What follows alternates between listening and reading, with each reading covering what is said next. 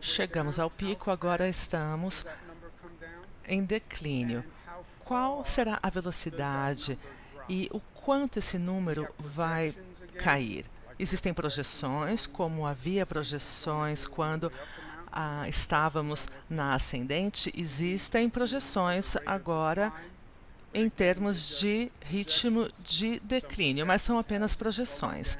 Algumas dizem que haverá um achatamento em cerca de ainda 5.000 pessoas hospitalizadas.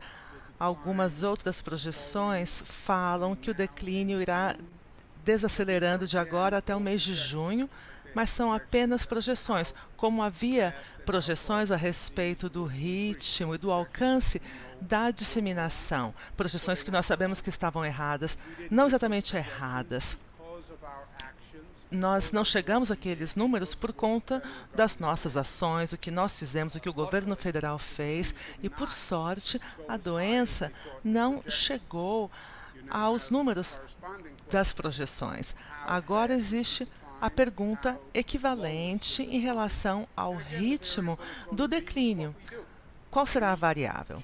O que nós fizermos? Modificamos as projeções na ascendente e podemos fazer isso na descendente, mas depende no que nós fizermos. Estamos fazendo distanciamento social, testes, qual será a velocidade da reabertura, como será essa reabertura? Respondendo às perguntas, iremos determinar o ritmo descendente. Se pensarmos, não, já é o suficiente, não dá mais para ficar em casa, vamos reabrir.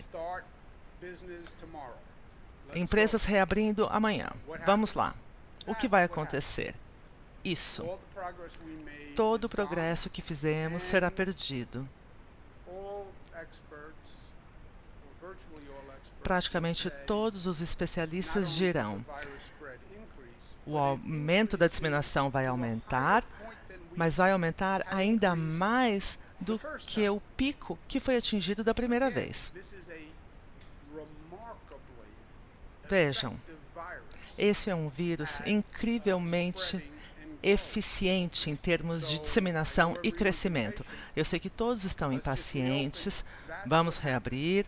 Não, é isso que vai acontecer se nós simplesmente reabrirmos. Precisamos ser inteligentes. As pessoas estão falando no potencial de uma segunda onda.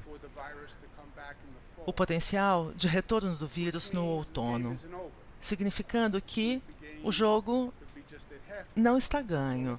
Estamos no intervalo do primeiro tempo, então precisamos aprender com o que aconteceu até agora. Precisamos ser honestos consigo próprios, não enganando outras pessoas e nem a si próprios. O que devemos ter aprendido com o que aconteceu até agora? Isso é necessário para não cometermos os mesmos erros novamente. Precisamos fazer isso agora. Essa foi a nossa primeira pandemia global. Bem-vinda. Pessoas falavam de pandemias globais antes. Bill Gates falou desse potencial, o governo Obama falou da necessidade de estar preparados para uma pandemia global, mas sempre foi um exercício teórico, uma suposição. Quando aconteceu de verdade, se tornou concreto para as pessoas, aí foi diferente. As pessoas entenderam e nós agora sabemos que uma pandemia global não é apenas um exercício teórico. Pode acontecer. E quando acontece, é devastador. Vamos aprender com o que aconteceu da primeira vez, a lição básica.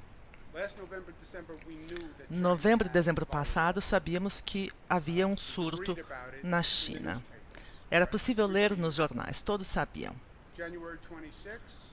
26 de janeiro, primeiro caso confirmado no estado de Washington e da Califórnia.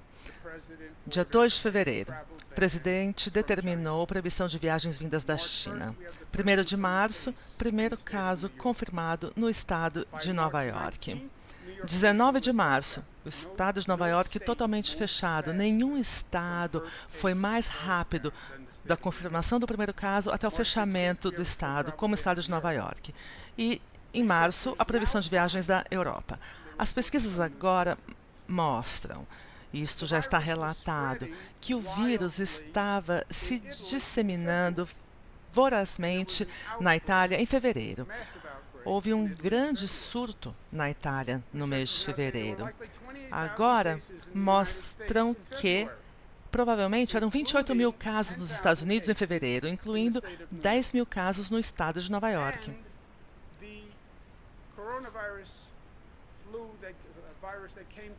E o vírus que veio para Nova York não veio da China, ele veio da Europa.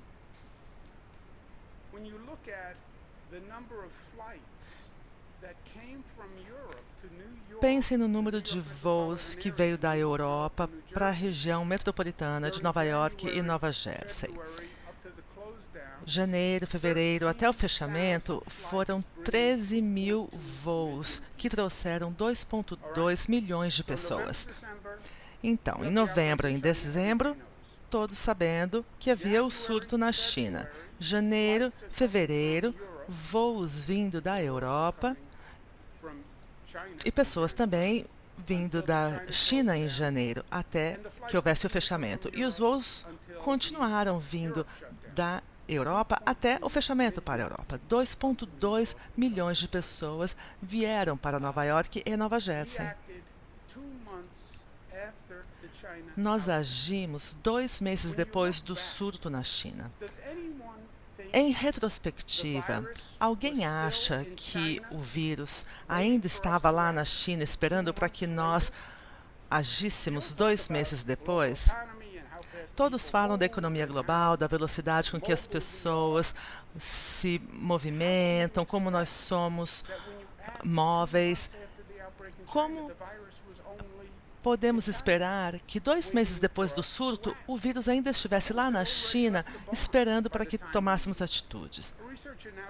As pesquisas agora mostram que o número de voos vindo da Itália para cá era como assistir um acidente de trem em câmara lenta.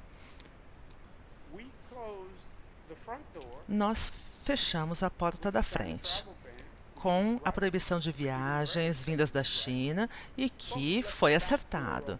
Mas nós deixamos a porta dos fundos aberta porque o vírus já tinha saído da China quando nós fizemos a proibição de viagens vindas da China. Isso é o que agora os pesquisadores estão dizendo, com os 28 mil casos nos Estados Unidos, sendo 10 mil no estado de Nova York. Qual é a lição a aprender? Um surto em qualquer lugar é um surto em todo lugar. Um surto em novembro ou dezembro em China significa que precisamos supor que no dia seguinte ele já esteja nos Estados Unidos. Se está na China, precisamos supor. O vírus entrou num avião naquela noite e voou para Nova York. Ou voou para o aeroporto de Newark e agora está em Nova York. Essa precisa ser a mentalidade. Porque você não tem como saber que o vírus não entrou num avião. Basta uma pessoa. Basta que uma pessoa pegue aquele avião na China e venha para Nova York. É tudo que é necessário dada a forma de transferência desse vírus. E você não pode supor que 2 meses depois aquele vírus ainda vai estar sentado no banco da praça na China esperando para que você tome uma atitude. Essa é a lição a aprender. E isso é importante porque está sendo dito que é possível, por exemplo, uma mutação desse vírus na China que entre num outro avião e venha para cá. Ou então o próximo vírus que surja, a próxima pandemia. Quem tem o papel de nos avisar de uma pandemia global? O presidente diz que é a OMS. E por isso que ele está agindo contra eles. Não é a minha área, mas ele tem razão em fazer essa pergunta. Porque foi, sim, tarde demais. Precisamos entender o que aconteceu para que não aconteça novamente. Irá acontecer novamente. Podem apostar. Não vamos nos enganar, não vamos imaginar que seja a única pandemia global com que vamos ter que lidar. Mas, enquanto isso, daqui para frente, estamos trabalhando em como limpar, como desinfetar. Nós estamos falando de reabertura, mas o transporte público continua funcionando e nós estamos trabalhando em como criar novos protocolos de limpeza e desinfecção. Eu fiz uma pergunta para a equipe outro dia. Uma pergunta simples. Quanto tempo esse vírus vive? É uma coisa que nós precisamos saber, mas eu acho que todos precisam saber. O vírus pode viver até 72 horas em superfícies plásticas e de aço inoxidável.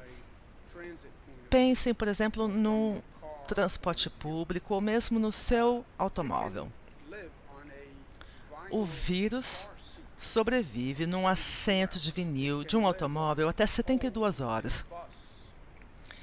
Ele sobrevive onde você se segura no ônibus ou no assento do ônibus por até 72 horas, 24 horas em papelão e até 4 horas em materiais como cobre.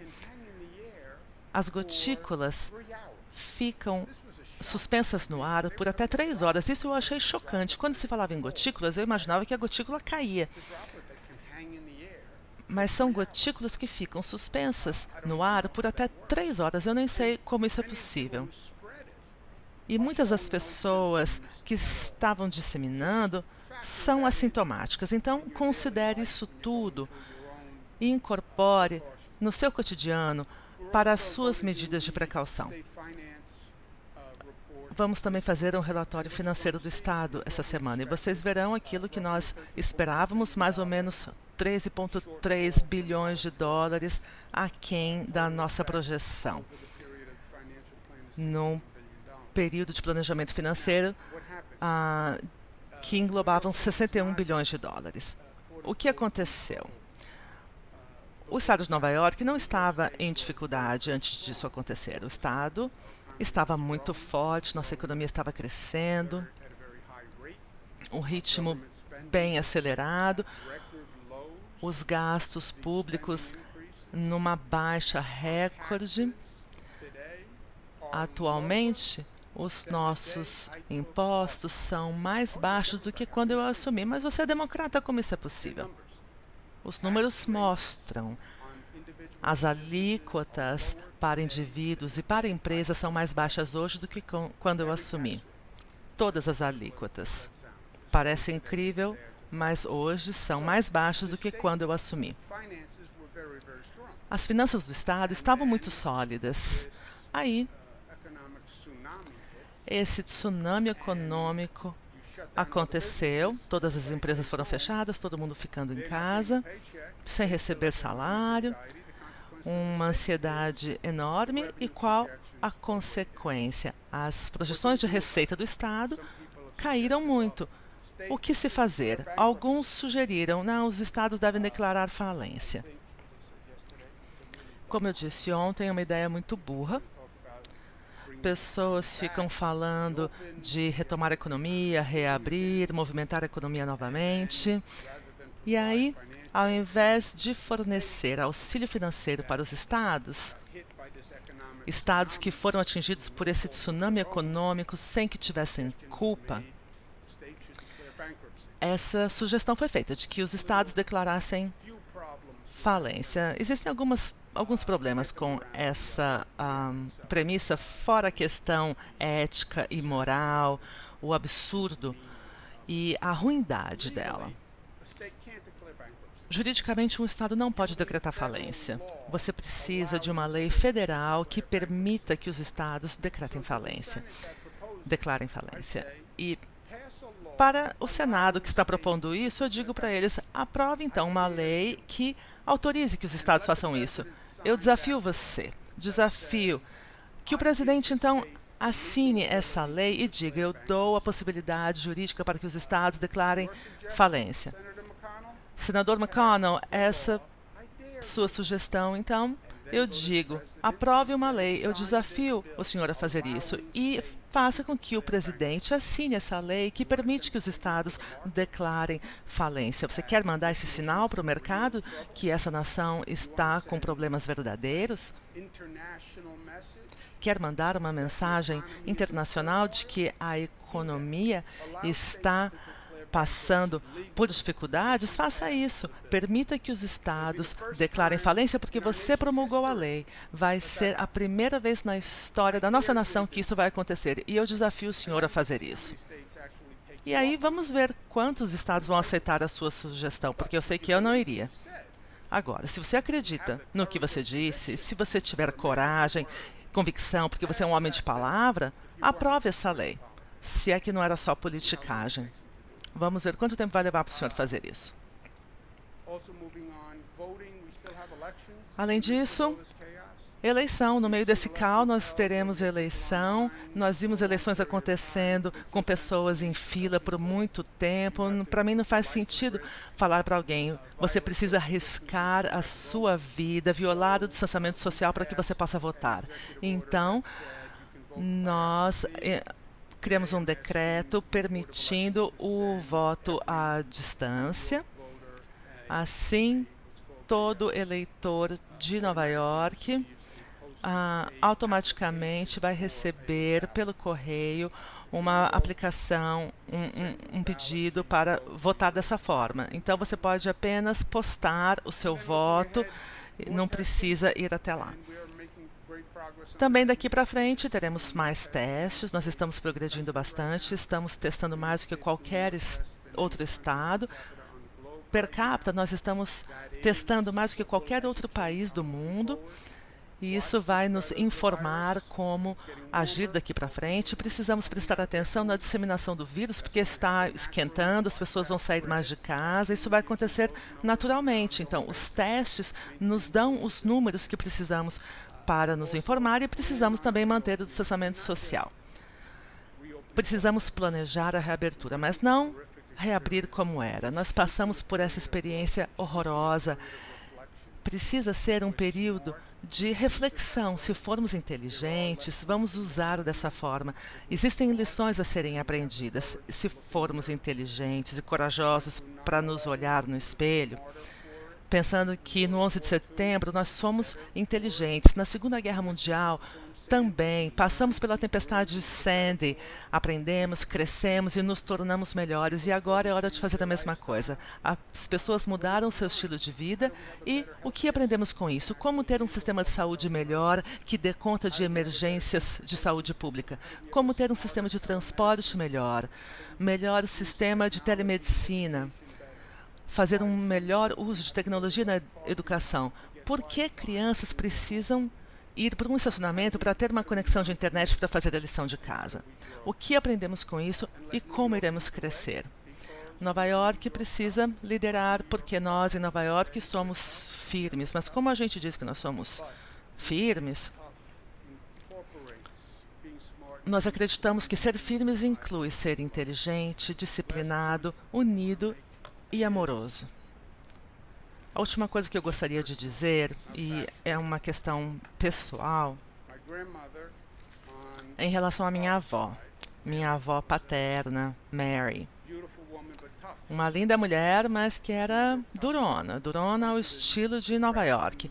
Passou pela depressão, era uma imigrante que trabalhou muito a vida toda. Ela era realmente durona. E eu falava assim para ela: vó, eu conheci um cara, conheci uma menina, eles são muito legais. E ela falava: legal? Como é que você sabe? É fácil ser legal se tudo tá legal. E eu perguntava: como assim? Você vai saber se eles são legais quando as coisas estiverem difíceis. Só aí. Eu não entendia bem, mas o que ela queria dizer é assim: é fácil ser legal, gentil, amável, quando tudo está fácil. Você enxerga o caráter das pessoas quando existe um momento de dificuldade. Sob pressão, você vê a essência da pessoa, vê do que ela é feita. A pressão sobre o caráter faz com que as fraquezas e as forças se destaquem. O que nós passamos colocou todos sob pressão. E aí você enxerga do que as pessoas são realmente feitas. É uma imagem da essência da pessoa e de quem nós coletivamente somos.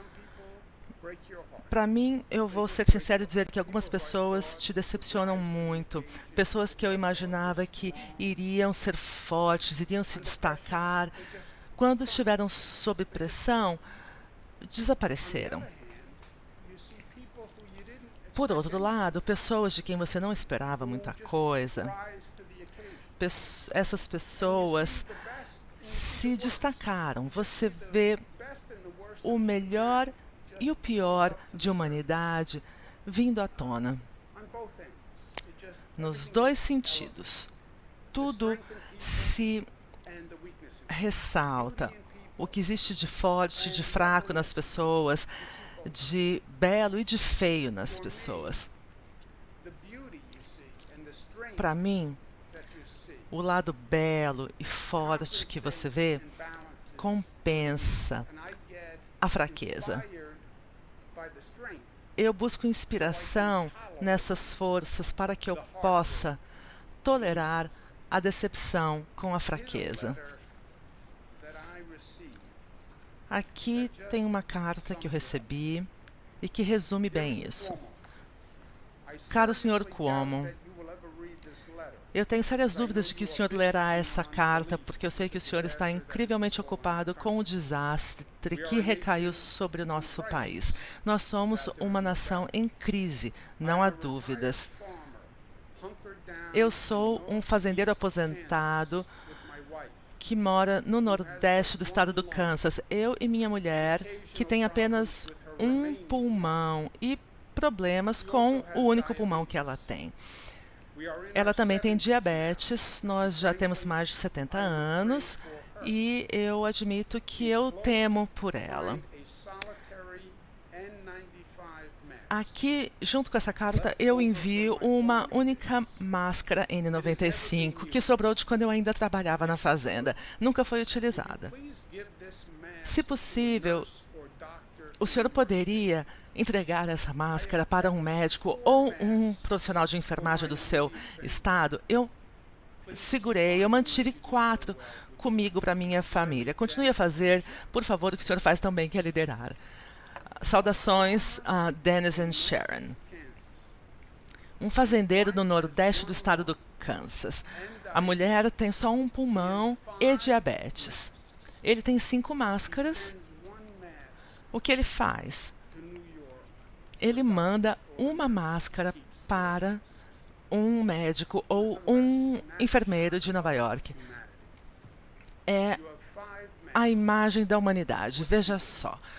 Se você tem 5 máscaras, você faz o quê? Você guarda as 5, você esconde as 5, segura para você e para os seus? Não. Você manda uma para o estado de Nova York para ajudar um médico ou um enfermeiro. Muito bonito. Altruísta, generoso.